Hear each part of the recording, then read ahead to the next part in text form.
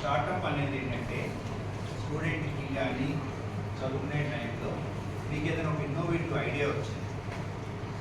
మనం తీసుకున్న ఐడియా దాని యొక్క ప్రొడక్టివిటీ లెవెల్లోకి తీసుకెళ్ళే ఐడియాని అది బాగా యూజర్స్ సిటిజన్స్కి ఆ ఐడియా వల్ల ఆ ప్రొడక్ట్ వల్ల బాగా యూజ్ అవుతుంది అనుకుంటే మన ఐడియాని ప్రొడక్ట్ లెవెల్లోకి కన్వర్ట్ చేసి ఆ ప్రొడక్ట్ని మార్కెటింగ్ చేస్తాం, కమర్షియలైజ్ చేసి ఆన్ సేల్కి పెడతాం.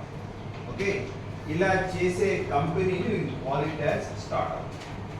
సో ఇప్పుడు అవి వెళ్ళి చిన్న చిన్న స్టార్ట్అప్స్ ఎలా వచ్చినాయి అనేది, మన ఇళ్ళలో గ్యాస్ సిలిండర్ ఉంటుంది. ఓకే, సో ఆ గ్యాస్ సిలిండర్ జనరల్గా లిఫ్ట్ చేయడానికి దాని వెయిట్ ఆల్మోస్ట్ 20-25 kgs ఉంటుంది. దాని అందులో ఉన్న gas 16 kgs and cylinder cost 10 కిలోల పైన. జనరల్గా ఎవరైనా దాన్ని లిఫ్ట్ చేయడం